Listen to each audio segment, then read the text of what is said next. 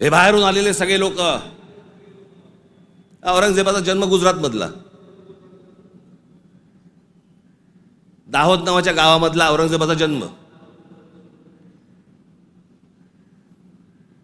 आणि मग काय सोपं आहे इतिहासामधनं तुम्हाला जातीपातीमध्ये भिडवून द्यायला. यांना ब्राह्मणांनी साथ दिली, यांना मराठ्यांनी साथ दिली, मग तिकडे मराठी नव्हतेच, मग हे सगळं चोरून ब्राह्मणांनी केलं. हे सगळं बोलणाऱ्यांचा इतिहासाशी काही संबंध नाहीये. त्यांना फक्त राजकीय त्यांचं जे काही पोळी भाजून घ्यायची आहे तेवढंच फक्त काम आहे त्यांचं. त्यांना ना संभाजी महाराजांशी काही कर्तव्य आहे, ना औरंगजेबाशी काही कर्तव्य, ना कोणाशी काही कर्तव्य आहे. तुमची माती फक्त भडकवायची.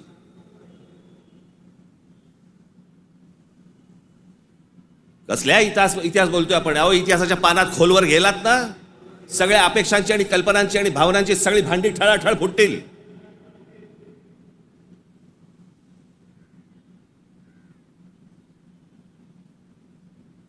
या हिंद प्रांतामध्ये एक अत्यंत कडवट, एक प्रभावी असं एक स्वप्न ज्या व्यक्तीला पडलं त्या आमच्या जिजाऊ साहेब.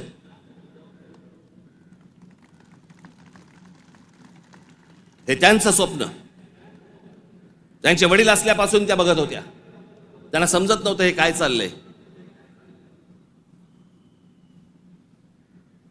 आमचीच लोक ह्या लोकांकडेच का चाकरी करतायत.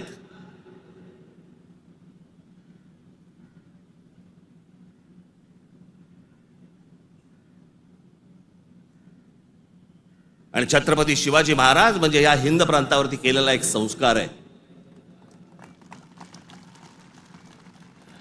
तो एक चमत्कार आहे. ती एक विलक्षण घटना आहे.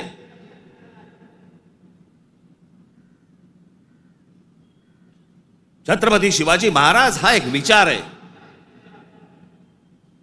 तो विचार जन्माला यायच्या अगोदर या देशाची, या देश कुठचा होता, देश नव्हताच तो, या हिंद प्रांताची काय अवस्था होती, काय परिस्थिती होती.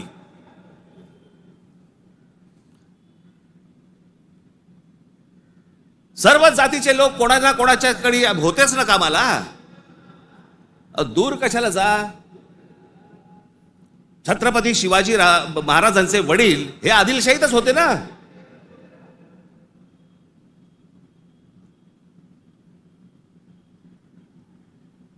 त्याच्यानंतर ते निजामशाही